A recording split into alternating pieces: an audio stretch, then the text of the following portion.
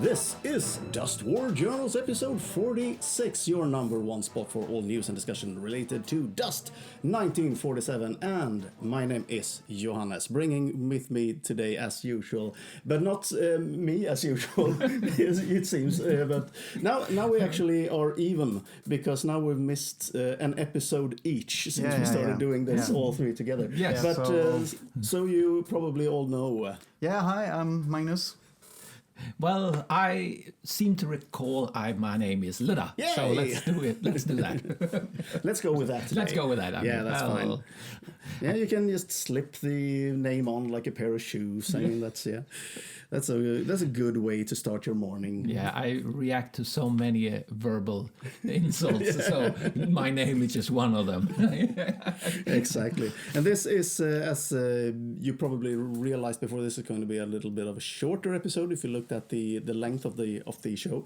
And that's because we are prepping to do a little bit of a special thing. Yeah. And I think we'll talk a bit more about that at the end of the show, but just so that you know why this particular show is a bit on the shorter side, or at least shorter than we usually do. We'll see what happens. And it's not quite 100% sure that it will be a shorter show, because as you starting to realize now, that's the intention. We are on hello so far, and we haven't, and we still, and we're still going. Yeah, so, we're still going. About that, how have your hobby time been since last? I think you already talked a little bit about it in your duo show. I did. But I can expand on it, of course. Yeah, sure. Go for it.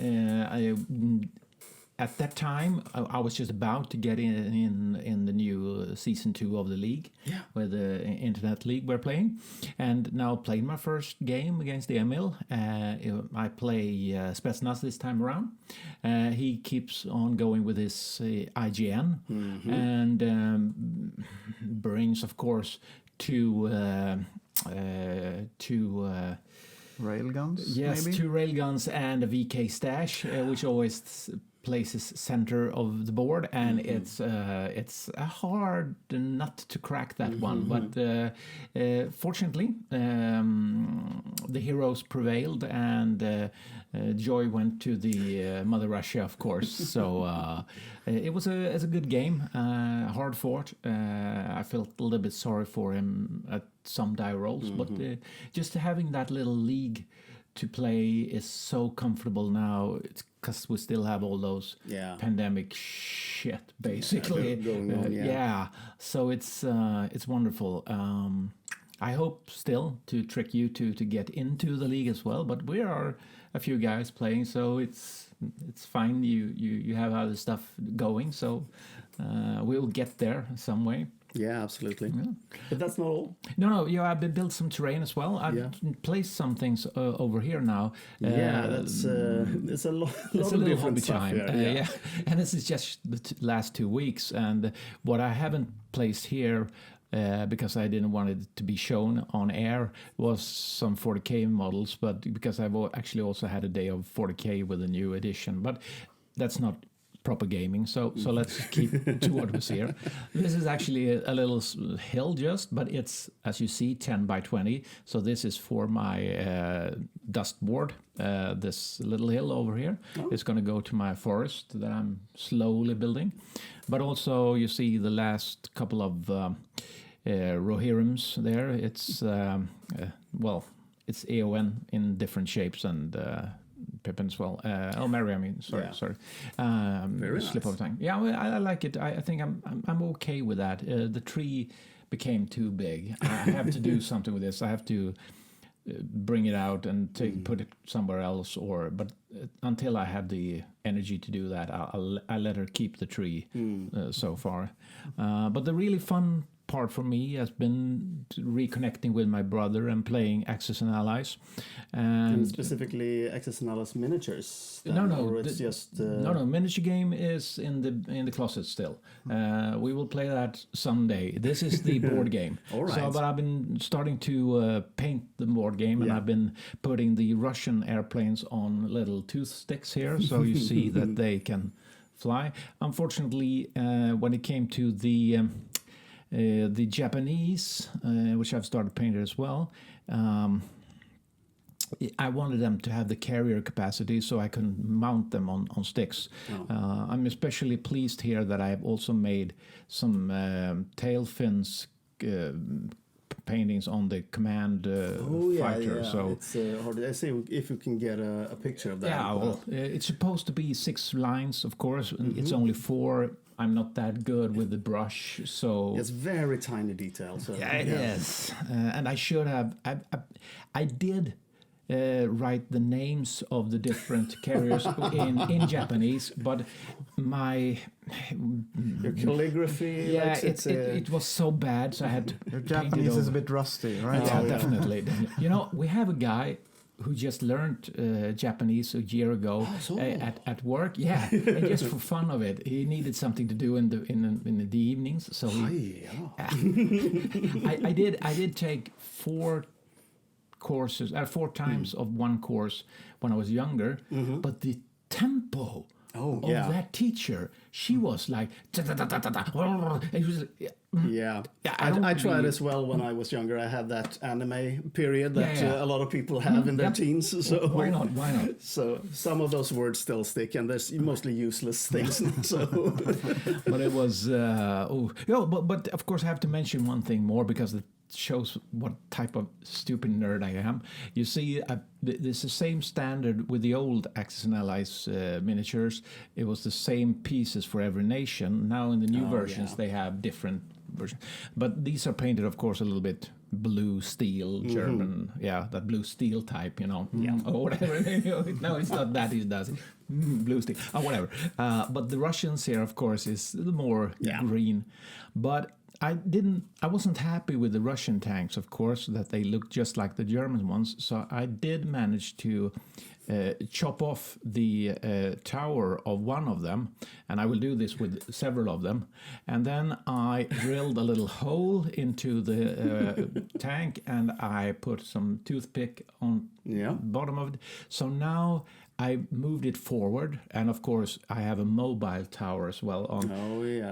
Looks much so more reverse and much more like a T-34 now. So I will convert Really 20 or taking the 30. geekiness to the next level now. Yeah, really. You have to. I mean, so that's a short. Now I said too much. Please go ahead and tell me some of your hobby time. I can. One of the things is that that I've been working on is also trying to keep up with you when it comes to the Middle-earth thing, the Lord of the Rings, and I've been painting some Haradrim. So hopefully I'm going to get them on the table soon to see what they can do. But your armies or your battle companies have a little bit of an advantage, at least at how many games you've played. Yeah, we've ran a bunch of games now, but it doesn't really matter because there's a catch-up mechanism and everything, and you can always start new ones and stuff like that. So it's a fun experiment at least. So it's gonna be interesting. Yeah, so looking forward to playing against those. Yeah, and besides that, I've also been taking up another game that's been in my periphery for a very, very long time, but I've never actually played until now. That's Blood Bowl. Yeah, so you and I played a game of or that. if you want to call it that. So far I played 2 matches on the tabletop, and also have done a little bit of a cheat practicing on the computer as well. But that's not here nor there. But both of my matches so far has actually not been that successful. But the thing is, it was a kind of no, unfortunately not. It was just a 1-0 loss. I did do a pretty good defense against the Elven Union, or the Pro Elves. And I play the Dark Elves. But I did manage to level up one of my players because he managed to get, of course, an MVP. You always get one player who gets that, but he also managed to get a casualty, a knockdown, an injury on one of the other players. So he got to level up. So I'm pretty happy with that. And just going ahead and playing a little bit in a local league that's pretty nearly started up. So it's a fun game, but I haven't played it now in ages actually. So I don't know really why. I just got a bug and I want to play Blood Bowl. I don't know really where that came from. So that's interesting. But it's very good that you did. I'm so happy that we played. Now they say though that the new rule system that are coming is extremely different. So in some parts at least. Yeah, they have changed a lot of stuff, and that's not what we shouldn't talk about that too much here. Sorry. But we'll get back to that point about other hobby stuff in a little while, because we have some kind of thoughts that we want to share with you, and maybe in another kind of sense. But we'll get back to that. Magnus, have you any breakthroughs? Right, yeah. Like I mentioned briefly in the last episode, I got a brand new 3D printer. Oh, yeah. Back when we did that show, I had just picked it up. I hadn't really, even taken it out of the box, but now I have, and I have been printing like crazy, all kinds of stuff. Basically trying to learn the printer and the software, and I mean, I'm kind of new to actually doing this. Like I mentioned in the last episode, our good friend Matt has been doing this before, and we bought the printer together, but the printer was placed at his place, and he did all of this work. Now I got my own printer, and I'm so happy for it, because most of the stuff have turned out really well. And I cannot, recommend this printer enough for anyone wanting to start out, because it's so easy to manage.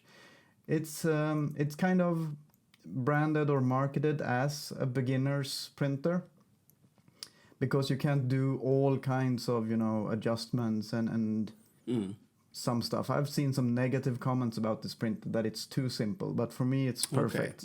Starting out, you could just unpack it, plug it in the wall, and almost immediately start printing, because there's a lot of pre-done settings that for your first few prints you don't need to look at or think about that at all.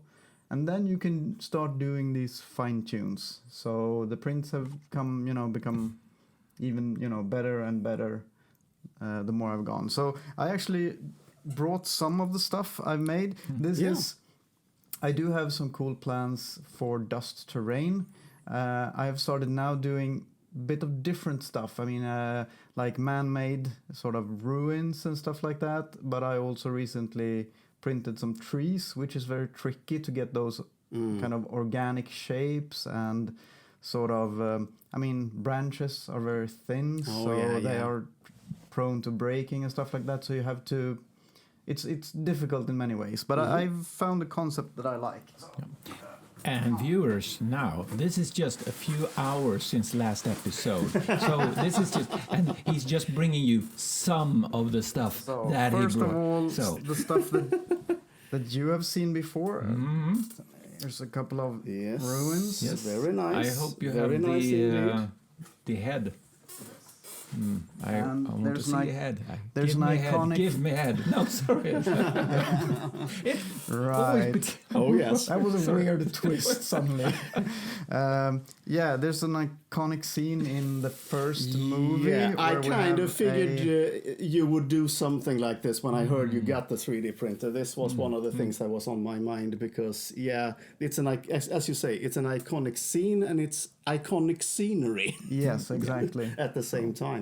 So I think everyone who has seen The Fellowship of the Ring is going to recognize this I have piece. to point out that these are all things that I have found on the Thingiverse website. I did not design any of these at all. I just basically downloaded the files, and I rescaled, and sometimes with the ruins, I combined the walls in specific ways that I wanted. So this is kind of, putting a small puzzle together, but I did not create the puzzle itself. Yeah. So,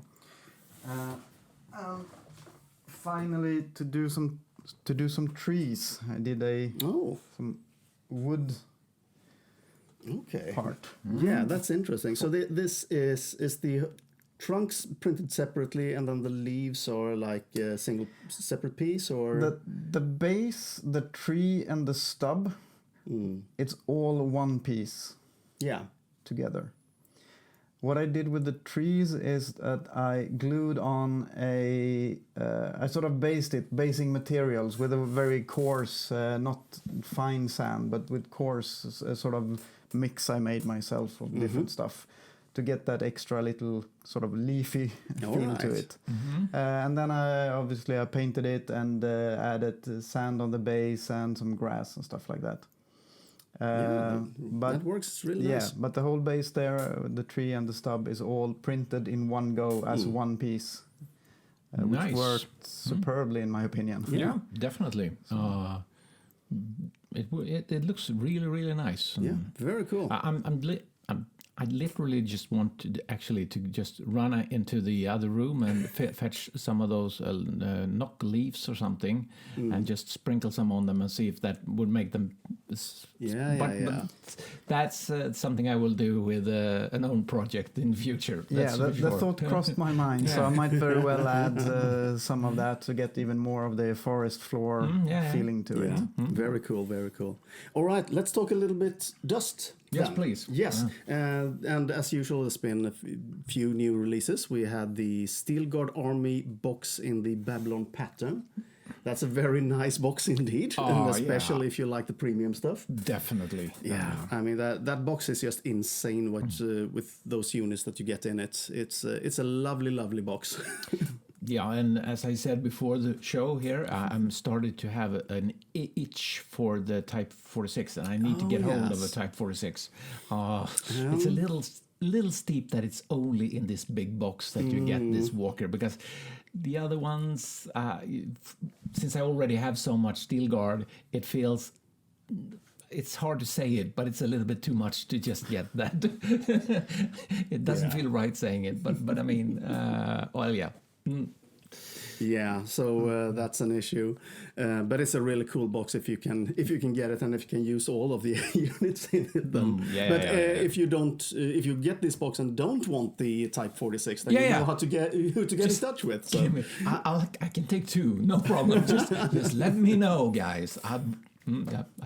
Right, there's been a Paradise Lost update also with the global campaign there and a new scenario by Victor Samonte. Have you guys looked at the scenario? Yes. Anything? Just briefly. Yeah. Yeah, it's a cool different scenario where one side is an attacker and they need to get to a specific site and bomb it to kind of prevent the defenders from being able to use their new prototype vehicle. So it's a cool sort of raid-ish scenario. Yeah, so very nice indeed.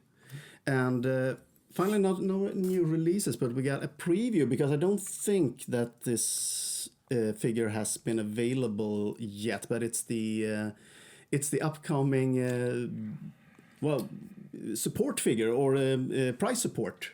Special figure. Alex, the figure that a lot of people, when she was first spoiled, people thought she looked like the Tomb Raider.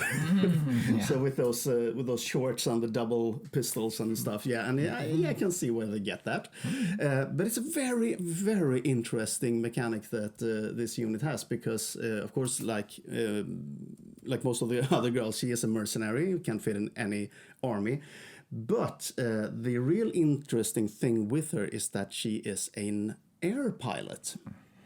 Yeah, she's a pilot and air pilot, right? Yeah. So you can put her in any vehicle or aircraft. Yeah. Yes. And that's not only the only thing, because she also has a special skill, and that is fighting spirit.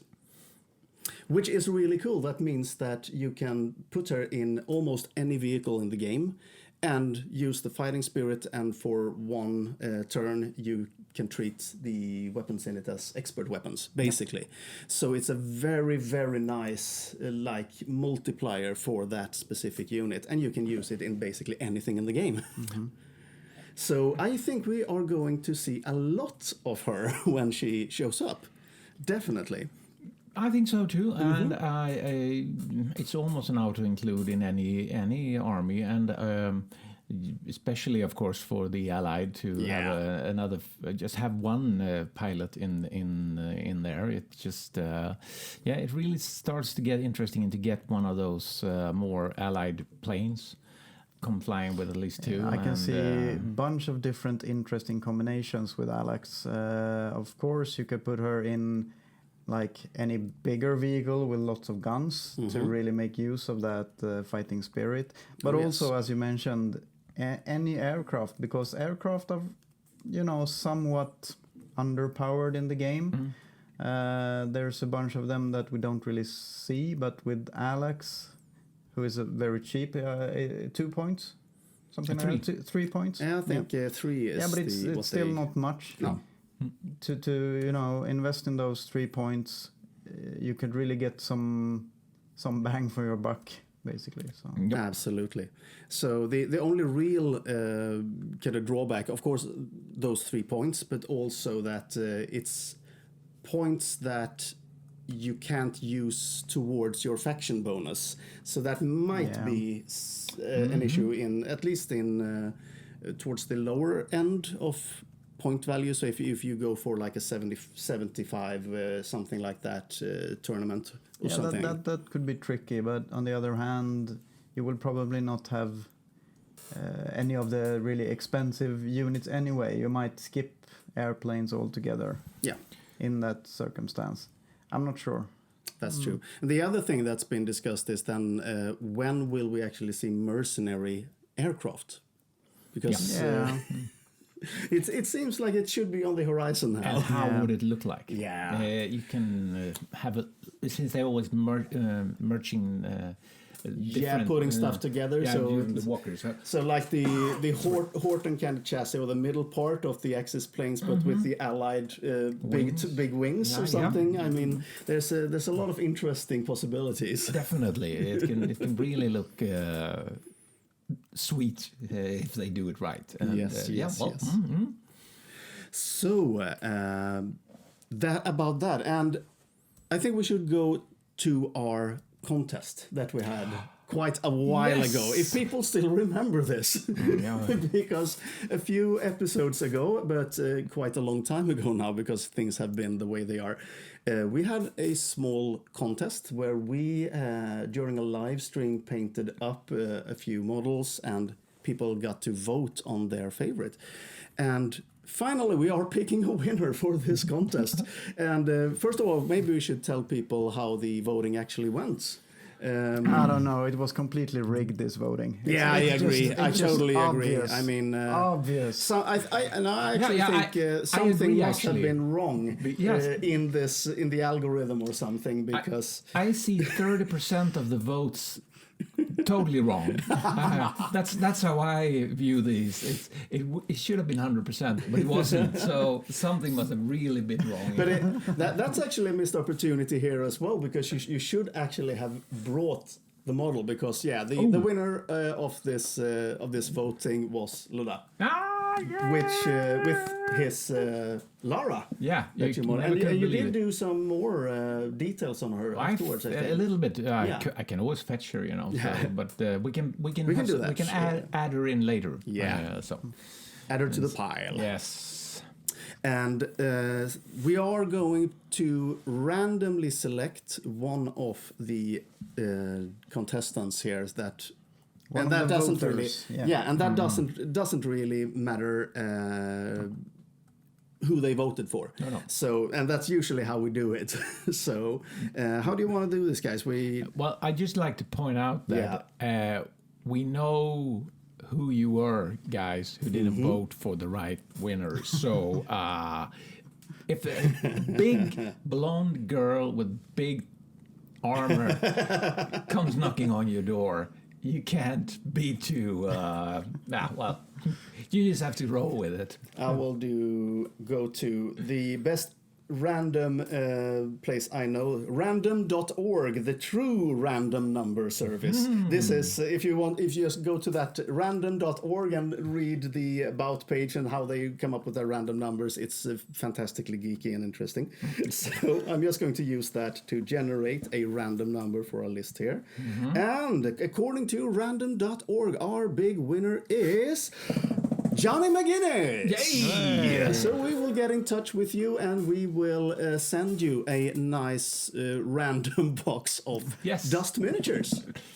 So we don't even know ourselves what you're going to get yet. But we'll get in touch with you and we'll make sure you get that unit, whatever it turns out to be. And starting to wrap things up, we're going over to mail call. And we had some questions that you felt that we should try and we get back to discussed a lot episode. of questions last episode, and we got so many good questions, but a couple of them we really needed your input. So we kind of saved these. Oh, thank you. Saved these for you. Right. So the first one that we saved was from Adam Shagan. Asking about Nadir, flying or walking. Since which one would you prefer? Which one do you think will excel the most? And neither me nor Luda plays Mythos, so it's a very interesting question, and I think both are really good. I haven't had the chance to play with him yet, even though I do own him now, so I'm going to get he's going to get in your faces pretty soon, I hope. Both versions of him probably, but I would say that if you're looking for like direct explosive results, you can't go wrong with a walking version, because those dynamite guys themselves are just dynamite. They are amazing, those guys, and Nadir just makes them even better. But being that he's such a big force multiplier in a way, the most effect will probably be with the flying version. I feel like he will take a unit that I at least felt was a bit subpar, not that good, not always worth taking, and suddenly make them into a really big threat. So that allows you to still have your threatening dynamite guys and then have the flying deadly guys led by Nadir. So you're talking about the Migo. Exactly, the Migo close assault squad, with the claws. Those are the units that I've had a really hard time getting to work before. But I feel that with Nadir, they can suddenly become a real threat, and that makes you being able to spread your threats more across the table and just control a bigger area of the board. So in that case, if he's going to excel more combined with one or the other, I would say probably the flying version. Right. Yeah, sounds reasonable. Yeah. Right, so the second question we wanted to pass over to you was from our Norwegian friend, Loke. He's asking about Dust Nordic this year. What do we know? What's the status? Any updates? Planning? Yeah, and like he says there in the parentheses, in the shadows of the pandemic. I mean, that sounds like an expansion to a board game, actually. But really seriously, I mean, everything is at a standstill when it comes to big events everywhere. And even if things are going to slowly loosen up over here, it's too early to say, unfortunately. So I think this year is out. It's not going to be a Dust Nordic this year, unfortunately. Not even a Christmas special. No, probably not. But we just have to keep going and soldier on. Nobody really knows how the future is going to fan out. That said, we might do some smaller tournaments, not call it Dust Nordic. That's a possibility. But I think we feel that Dust Nordic should be an event. It should be a big thing. And that's not possible at the moment. We're going to take that when it's when we can, make justice to the idea behind it, basically. So that's basically it, actually, for this episode. We have some few things that we want to wrap up with. First off, we kind of hinted it at the start. our next episode. Yes. Episode 47, very aptly. Yeah, we thought we should make something a little bit special because it's going to be our September episode. And that means it's going to be the podcast's 4th anniversary. And it's also the game's 10th anniversary. So it's going to be an anniversary, double anniversary special. To kind of prepare for that, we would like to involve you, the community out there, the listeners or the viewers, the players. We want you to tell us your best war stories. What do you remember most fondly about playing Dust or the people you've met? How did you get into the game? Are there any specific people that maybe got you into the game that then dropped off and now you continue and you are the one who is driving? I mean, we hear stories like that all the time, basically. And I think we all have those types of stories. And this could be, I would say, any story. It can be, like you said, about people you met. It could be about specific events. It could even be a specific, very memorable game. I think we all have those as well, those really tense moments that somehow they are kind of etched in your memory. So let us know, and I think we are going to have some tales to share as well. We hope to. We hope to. It's been quite a turbulent 10 years for the game of Dust. Definitely. So it's going to be very interesting to go through all the things that happened during all those 10 years. So I have to say, at least I'm very much looking forward to it and see just what we can get out and what we can kind of dig up. We're kind of like game archaeologists here. We did a little bit of research here. We got some interesting pictures from when the game was first released back in 2010. And it's really interesting stuff. It's really, really cool. Just looking how people age is just fun. And we're not talking just about ourselves. No. So your favorite white hair from Dust or favorite army lists and stuff like that. So please get in touch with us. You can just put a comment on YouTube or on Facebook. You can send an email to into dustwarjournals@gmail.com. That's also an opportunity. And as a final little thought, we also talked to this about hobby talk and hobby stuff and that. And we also mentioned a bit that we usually do quite long episodes when it comes to this show. And that's because we like doing it. I mean, that's I hope that comes across. I hope that's one of the things that keep people going, listening to it. Yeah, exactly. But to kind of keep this show a little bit more focused on Dust specifically, we were toying with the idea of spinning out Hobby Talk into its own separate podcast, where we talk all about our different gaming hobby and our modeling, our painting, our gaming, everything. And it's not going to be focused on any specific game, any specific company. It's just whatever we feel like. And hopefully that'll be at least as interesting to listen to if you like this show. Yeah. So hopefully that is coming. We don't know when because we haven't really any concrete plans time-wise. But the idea is to make a second show. But the Dust War Journals is still planned to definitely, and it's going to be its own completely different thing. It's going not to be on the Dust War Journal site. It's going to we are going to, of course, tell you about it when it comes, so you know. But that kind of just to keep this show more focused, and hopefully that's of course what the audience of this show wants as well. So that's kind of the idea there, right? And that is actually kind of it for this show. So yeah, it did turn out to be Short a but shorter sweet. one. Yeah, short but sweet. And maybe we will try that sometimes as well, just to do kind of small, specific like inserts here and there. We'll see. And we just have to get our act together basically and get our schedule back together, because everything has just been up in the air and panic. We're just running around like headless chickens all over the place.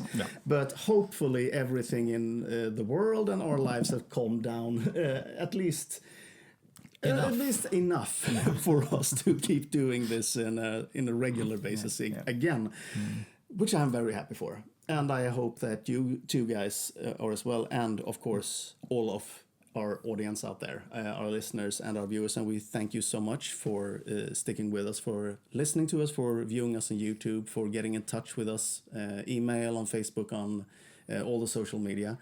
And as always, a big thank you from me, Johannes. And from Magnus. And from Lada. And we shall see you on the battlefield. Thank you for listening to Dust War Journals. You can find us at dustwarjournals.com or on social media at Facebook, Twitter, and Instagram at Dust War Journals. And you can find our Patreon page at patreon.com/dustwarjournals. All music used in this podcast is made by Kevin MacLeod at incompetech.com.